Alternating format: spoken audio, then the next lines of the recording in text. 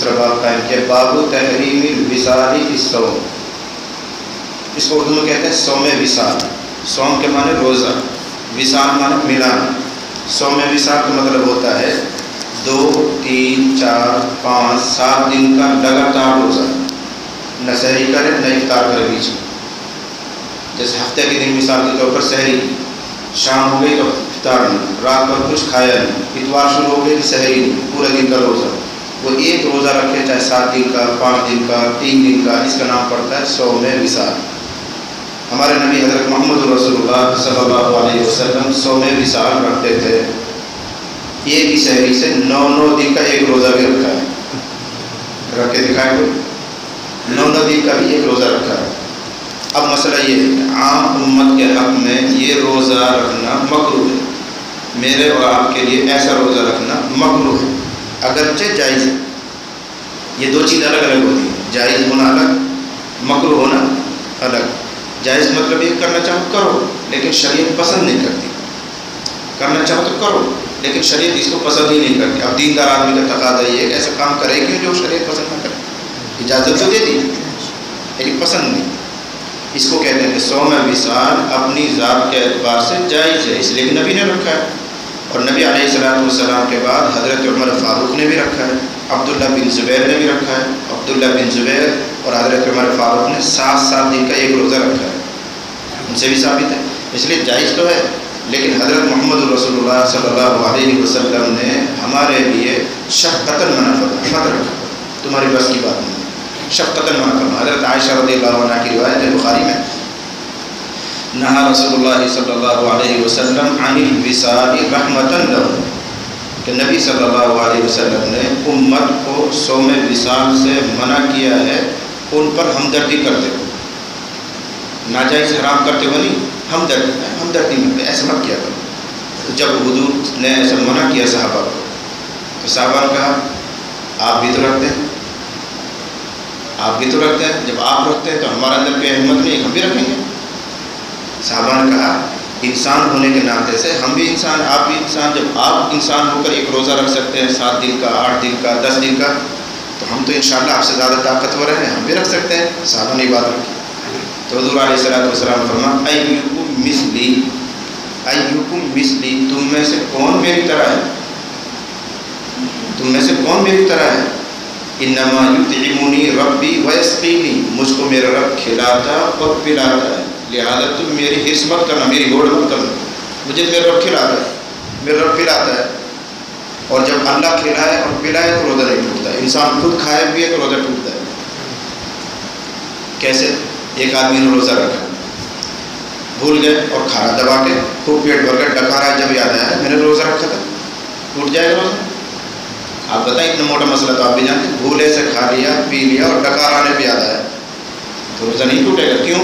اس نے خود نہیں کھایا، اللہ نے کھلایا، اللہ نے تو بھول ڈالی تھی، اس نے کھا لیا تو روزہ نہیں ٹوٹتا۔ جب اللہ کھلائے تو روزہ نہیں ٹوٹتا، بندہ خود کھائے تو روزہ ٹوٹتا ہے۔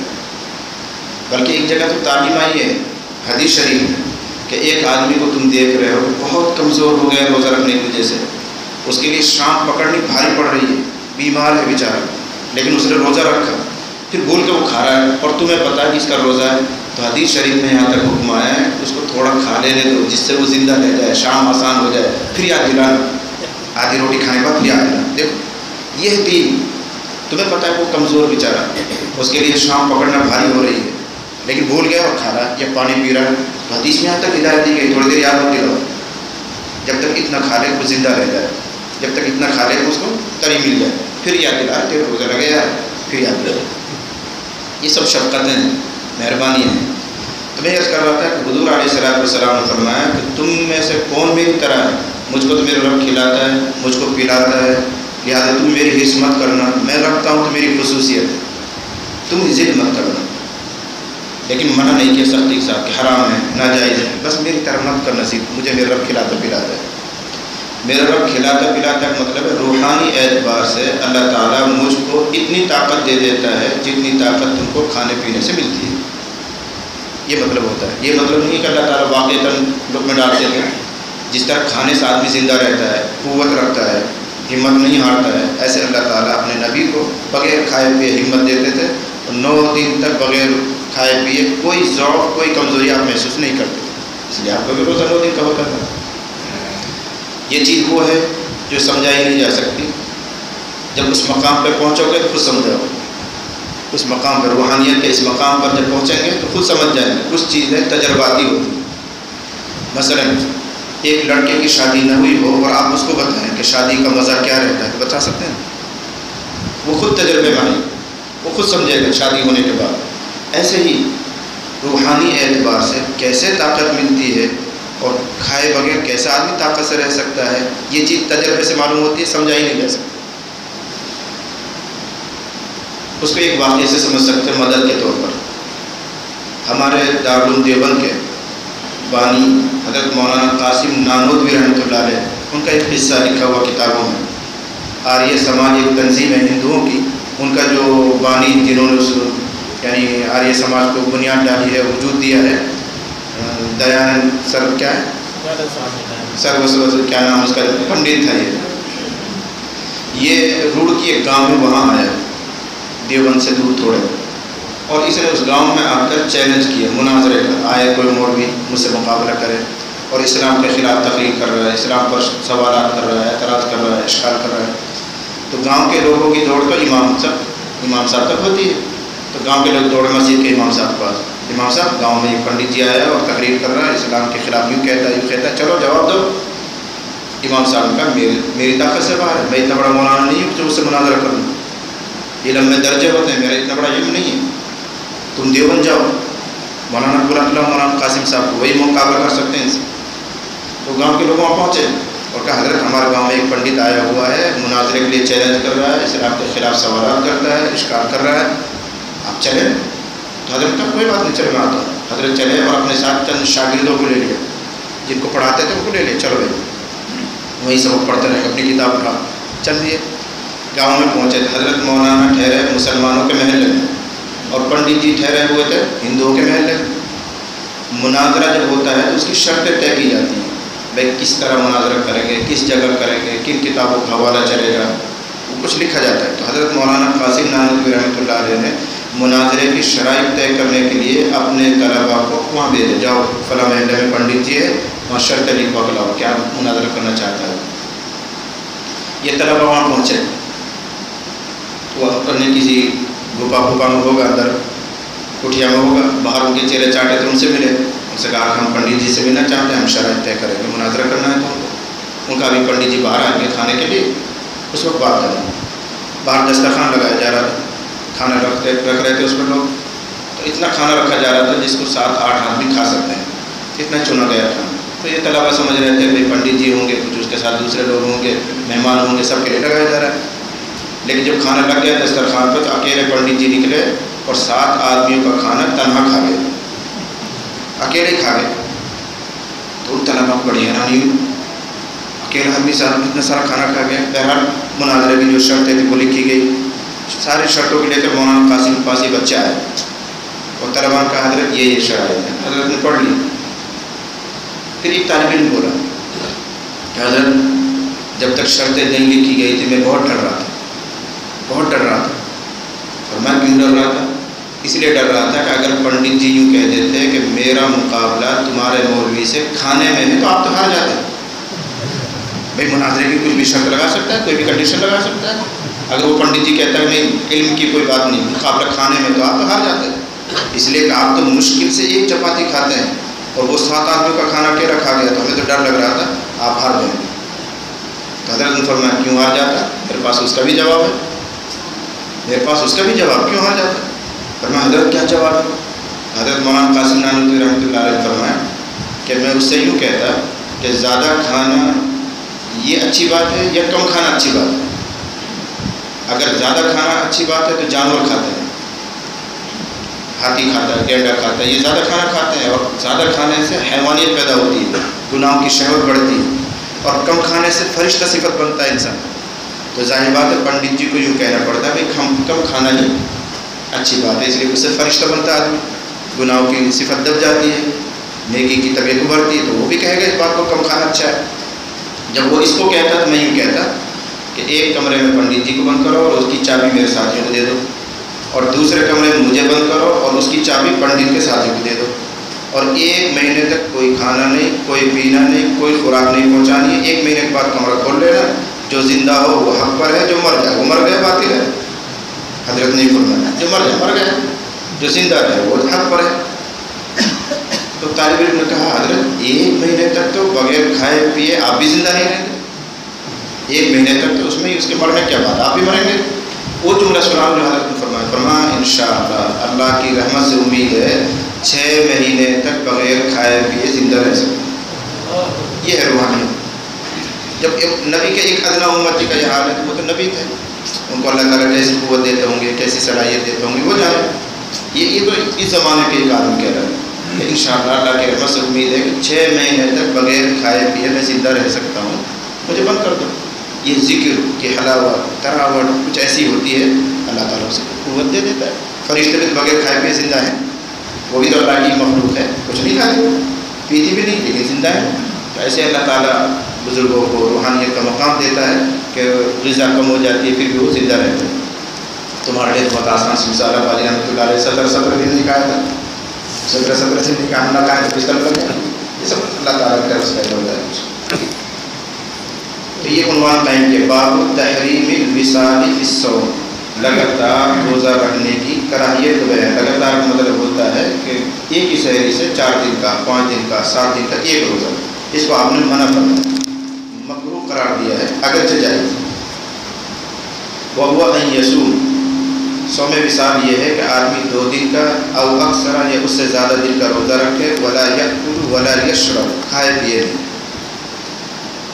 عن ابی ہریرہ وعائشہ رضی اللہ عنہما، حضرت ابو ہریرہ حضرت عائشہ دونوں سے روایت ہے، ان النبی صلی اللہ علیہ وسلم نہا عن الوصال، کہ رسول اللہ صلی اللہ علیہ وسلم نے وصال سے منع کیا۔ وصال میں نے سمجھا دیا، ایک ہی سحری سے لگاتار 3 دن 4 دن کا روزہ رکھنا، اس کو وصال کہتے ہیں۔ وعن ابن عمر رضی اللہ عنہما قال نہا رسول اللہ صلی اللہ علیہ وسلم عن الوصال، رسول اللہ صلی اللہ علیہ وسلم نے صوم وصال سے منع کیا۔ لوگوں نے کہا انک تواصل، اے اللہ نبی آپ خود تو رکھتے ہیں صوم وصال، ہمیں کیوں منع کر رہے ہیں؟ ارشاد فرمایا انی لست مثلکم، میں تمہاری طرح نہیں، یا تم میری طرح نہیں، یعنی مجھ میں تم میں فرق ہے کچھ۔ وہ کیا ہے؟ انی اطعم و اسقا، مجھے تو کھلایا جاتا ہے، مجھے تو پلایا جاتا ہے، من جانب اللہ، ایسی قوت دی جاتی ہے، تمہارے ساتھ یہ معاملہ نہیں ہے، اس لیے تم یہ حرص مت کرنا۔ لیکن اگر کوئی رکھے فی نفسی جائز ہے، پسندیدہ نہیں، کہ پسندیدہ نہیں تو نہیں رکھو۔ آدمی تو وہ کام کرتا ہے جو اللہ اور رسول کو محبوب ہو، پسند ہو، نہیں کرنا چاہیے۔ ایک تیسرا مسئلہ ہے باب کراہت تخصیص یوم الجمعہ بصیام او لیلتہ بصلاۃ من بین الليالي، جمعے کے دن کو خاص کر لینا روزے کے دن، ہر جمعے کو روزہ رکھے، ہر جمعے کو روزہ رکھے، ہر جمعے کو روزہ رکھے، یا جمعے کی رات کو عبادت کے لیے، نفل کی نماز کے لیے خاص کر لینا۔ یہ عنوان آ رہا ہے اور 3-4 حدیث اس میں نقل کی ہے نا۔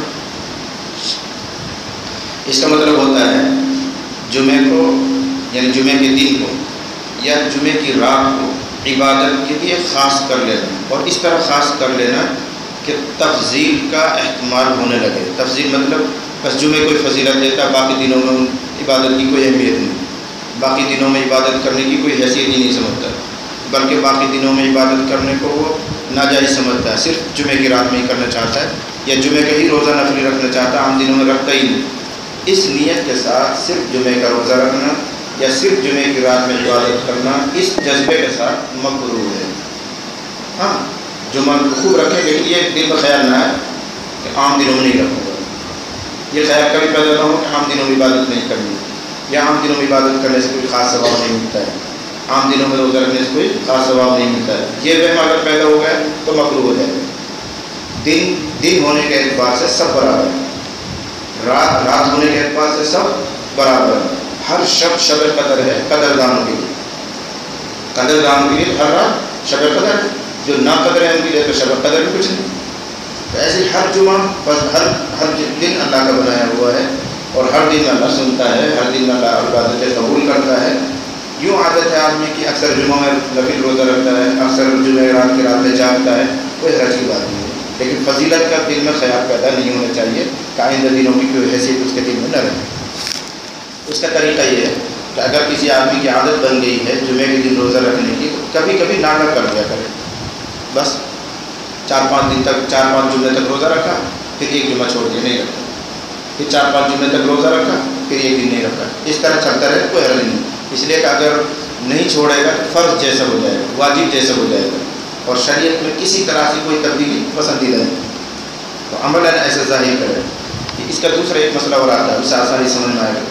ایک آدمی کو عادت پڑ گئی چند صورتوں کو نماز میں پڑھنے کی، بس انہی صورتوں کو پڑھتا ہے، اس کے علاوہ کوئی پڑھتا ہی نہیں، اس کے علاوہ دوسری صورتیں یاد ہیں، پھر بھی دوسری نہیں پڑھتا، بس انہیں کو پڑھتا رہتا انہیں کو۔ اگر پوری زندگی ایسا کرتا رہتا ہے اور دوسری صورتوں کی طرف دھیان ہی نہیں جاتا، دوسری صورتوں کی طرف طبیعت چلتی نہیں، تو ایسا کرنا مقبول ہے۔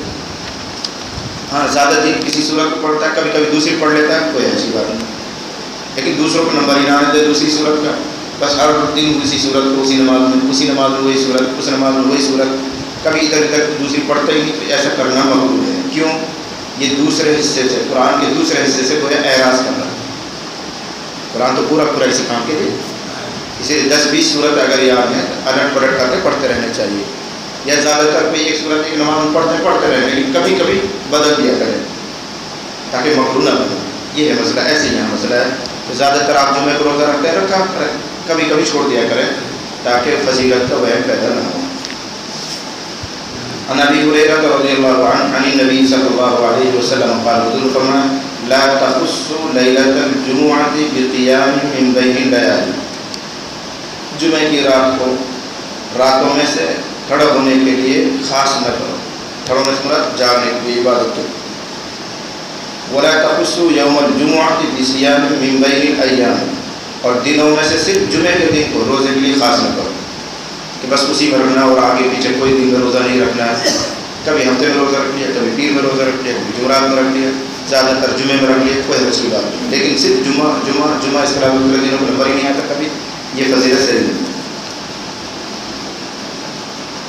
وعنہ قال سمعت رسول اللہ صلی اللہ علیہ وسلم یقول، ابو ہریرہ سے روایت کہتے ہیں کہ میں نے نبی کریم صلی اللہ علیہ وسلم کو فرماتے ہوئے سنا لا یصومن احدکم یوم الجمعۃ الا یوما قبلہ او بعدہ، کہ تم میں سے کوئی ہرگز جمعے کے دن روزہ نہ رکھے مگر یا تو اس سے پہلے ایک دن یا اس کے بعد ایک دن، یعنی جمعرات جمعے کا رکھ لیا ایسے بھی چل جائے، یا جمعہ اور ہفتے کا رکھ لیا ایسے بھی چل جائے، تنہا جمعہ بس جمعہ یہ نہیں، آگے پیچھے چھوڑ دو یا کبھی کبھی ناغہ کر دیا کرو تو چل جائے گا۔ وعن محمد بن عباد قال سألت جابر رضی اللہ عنہ نہى النبی صلی اللہ علیہ وسلم عن صوم الجمعہ قال نعم، محمد بن عباد کہہ رہے ہیں کہ میں نے حضرت جابر، یہ صحابی، میں نے جابر سے پوچھا کیا نبی صلی اللہ علیہ وسلم نے جمعے کے دن روزہ رکھنے سے منع کیا ہے؟ قال نعم، فرمایا ہاں منع کیا، لیکن ممانعت کی وجہ یہ کہ صرف جمعے کو روزہ رکھتا ہے، نہ جمعرات کرتا ہے اس کے ساتھ، نہ ہفتے کو رکھتا ہے، اور پوری زندگی بس اہتمام کرتا ہے جمعے کے روزے کا، کبھی ناغہ نہیں کرتا تو منع، ہاں کبھی رکھ لیا کبھی چھوڑ دیا کبھی رکھ لیا کوئی ایسی بات نہیں۔ وعن ام المؤمنین جویریہ بنت الحارث رضی اللہ عنہا ان النبی صلی اللہ علیہ وسلم دخل علیہا یوم الجمعۃ وہی صائمۃ فقال اصمت امس؟ قالت لا، قالت تريدين ان تصومي غدا؟ قالت لا، قال فافطري، رواہ البخاری۔ اس نے اور اہمیت بڑھا دی۔ حضرت جویریہ نبی صلی اللہ علیہ وسلم کی بیویوں میں سے ایک ہے، ہمیں تو اکثر بیویوں کے نام یاد ہیں، تو حضرت عائشہ کا نام یاد ہے، حضرت خدیجہ کا یاد ہے، حضرت سب یاد ہے، یہ بھی حضور کی بیویوں میں سے حضرت جویریہ رضی اللہ عنہ، ان کے یہاں حضور تشریف لے گئے، جمعے کا دن تھا، اتفاق سے وہ روزے سے جمعے کے دن کو روزہ رکھ لیا، وہ آپ نے فرمایا کیا تم نے کل گزشتہ کو روزہ رکھا تھا، یعنی جمعرات؟ ان کا جی نہیں رکھا۔ فرمایا کیا آئندہ ہفتے کے دن روزہ رکھنے کا ارادہ ہے؟ کہ نہیں، یعنی صرف جمعے کا ہی روزہ رکھا ہے، تو آپ کا توڑ دو، باقاعدہ توڑوا دیا، یہ فضیلت کا وہم پیدا ہو رہا تھا۔ اگر نفلی روزہ چل رہے ہیں جمعرات کو، جمعے کو، یا جمعہ اور شنیچر کو ایسے رکھ کے صرف جمعے کا وہم پیدا ہوا کہ جمعے کی خاص اہمیت تیرے دل میں ہے، کہ ایسا نہ ہو دین میں تھوڑی تبدیلی آ جائے، دل توڑ دے سے توڑوا دیا، تو اپنے گھر سے بھی آپ نے اصلاح فرمائی تو پکا وہ روزہ بھی آپ نے توڑوا دیا. تو بعض منکرات ایسے ہوتے ہیں کہ ان میں مفسدہ یعنی فساد کا اندیشہ ہوتا ہے تو اس کو برداشت نہیں کیا جائے. اگر وہاں اجازت دے دی جاتی تو حضرت جویریہ کو دیکھ کر دوسری صحابیات شروع کر دیتے, ان کو دیکھ کر صحابی شروع کر دیتے. ایک فتنہ چلتا ہے نہیں. تو بعض فتنے ایسے ہیں دیکھنے میں اچھے لگتے ہیں, ثواب کا کام لگتا ہے, لیکن ان کا نتیجہ خراب نکلتا ہے, اس لیے ان پر بھی پابندی لگائی جاتی ہے. لوگ جیسے اجمیر جانا اچھی بات ہے, اجمیر شریف جانا, خواجہ کے یہاں جانا اور وہاں فاتحہ پڑھنا, بھائی کیا رکھے کسی خبر پہ جا کے. لیکن اب یہ خاص قوم کا شعار بن گیا ہے, عادت بن گئی ہے. اب اگر ہم اس میں جا رہے ہیں, شرکت کر رہے ہیں, تو ان کے کام کو بڑھاوا دینا ہے, اس لیے سختی ساتھ رکھنا چاہیے. نہیں جائے گا, نہیں جائے گا. اتفاقاً سفر میں ہے, چلے گئے فاتحہ پڑھا دو. قصداً ارادہ کر کے سفر کرنا خواجہ کے مزار کے لیے جائز نہیں. یہ یاد لیکن ہے چل رہا ہے, عرس چل رہا, اسی لیے مجھے مثال یاد آ گئی. اور بنگال سے, بہار سے, کہاں سے بسیں بھر بھر آتی ہیں, اور بالکل ہندوانہ طریقہ, سب کے پاس جھنڈی ہیں, بڑے بڑے بال ہیں, نہ نماز نہ روزہ, خواجہ کے در پہ جا رہے ہیں. یہ وہ مفسدہ تھا کہ شروعات کہیں ہوئی ہوئی اچھے جذبات سے, بھائی بزرگ کے یہاں جا رہے ہیں, فاتحہ پڑھ کر آئیں گے, اچھے جذبات سے یہ بات شروع ہوئی, لیکن کہاں پہنچی جاتی. اب وہ حج کا نام دیتے ہیں اس کو, جو اجمیر میں 2 مرتبہ یا 3 مرتبہ آ جائے تو حج کے برابر ثواب, ایسا کچھ ہے. تو یہ شروعات ہوئی تھی اچھے جذبات سے اور اچھے طریقے سے, فساد یہاں تک پہنچا. ایسی بات نیکیاں ہوتی ہیں کہ ذرا سی خلاف شرع ہے وہ, لیکن ان کو پہلے دن ہی بریک لگنا چاہیے تاکہ آئندہ چل کر فتنہ نہ بنے. اس لیے حضرت جویریہ کو آپ نے روک دیا, اگر روزہ رکھا توڑ, ورنہ تجھے دیکھ کر دوسری رکھے گی, تیسری رکھے گی, صحابیات بھی چلے گی, صحابی رکھیں گے, یہ تو قیامت تک یہ فتنہ پیدا ہو جائے گا, منع کر دیا. تو ام المؤمنین جویریہ رضی اللہ عنہ کہتی ہیں کہ نبی علیہ الصلوۃ والسلام ان کے پاس آئے جمعہ کے دن میں, اور وہ روزے سے تھی. فقال, آپ نے فرمایا, اسمتی امسی, کیا تم نے کل بھی روزہ رکھا تھا جمعرات کو؟ انہوں نے کہا نہیں. فرمایا, اتریدین ان تصومی غدا, کل آئندہ روزہ رکھنے کا ارادہ ہے؟ انہوں نے کہا نہیں, بس آج کریے. تو ارشاد فرمایا, فافطری, پھر یہ روزہ توڑ. بخاری کی روایت ہے. 3 مسئلے آپ کے سامنے آئے ہیں. ایک تو یہ ہے کہ مؤذن اقامت کہہ دے اب کوئی سنت نہیں, البتہ فجر کی سنت پڑھنی ہے جب تک امام کو ہم سلام سے پہلے پکڑ سکتے ہیں. اور اگر نہیں پڑھ پائے ہیں, نماز میں شریک ہو گئے ہیں اور آپ لوٹا نہیں چاہتے ہیں, تو اسی دن زوال سے پہلے ان کا بدل پڑھ سکتے ہیں. وہ ثواب نہیں تو دوسرے 2 رکعت نفل پڑھ کے ثواب دے گا, بس اسی دن, اگلے دن اس کی بھی اجازت نہیں. اور ظہر میں, عصر میں, عشاء میں اگر 4 رکعت کی نیت باندھی ہے اور 2 رکعت سے پہلے تکبیر شروع ہو گئی تو 2 پر ہی آپ سلام دیں.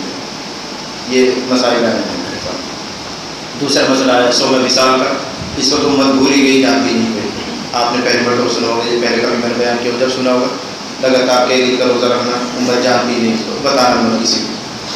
بات چیز ایسی ہوتی, کوئی سمجھانے سے سمجھے نہیں جلدی کیسے ہو گئے. اور تیسری چیز یہ ہے کہ جمعے کے دن کو روزے کے لیے خاص کر لینا, یا جمعے کی رات کو عبادت کے لیے خاص کر لینا. اس طرح کی خاص ان کی فضیلت ذہن میں, باقی دنوں کو بھول جائے, ان کو کبھی کرنے کے لیے تیار نہ ہو طبیعت, یہ ممنوع ہے, جائز نہیں ہے, مکروہ سخت ناپسندیدہ ہے. ہاں عام دنوں میں بھی عبادت کرتا ہے, لیکن زیادہ اہتمام جمعے کا کر لیتا ہے, کوئی حرج کی بات نہیں. اور جمعے کا اہتمام کرتے ہی سید الایام کہا گیا ہے. ایک روایت میں ہے نبی علیہ السلام فرمایا, عیدین سے بھی بہتر ہے جمعے کا دن, لیکن وہ چونکہ ہر 7 دن آ رہا ہے اس لیے اہمیت کم لگتی ہے. ورنہ عید الفطر اور بقر عید سے بھی اہم اور فضیلت والا دن ہے. بعض علماء یہ بھی کہتے ہیں نبی ذی الحجہ سے بھی افضل ہے, نبی ذی الحجہ سے بھی افضل ہے جمعے کا دن. انشاءاللہ آگے کہیں بیان آئے گا, بتائیں گے. اللہ تعالیٰ ہم سب کو صحیح طور پر دین سمجھنے کی توفیق عطا فرمائے.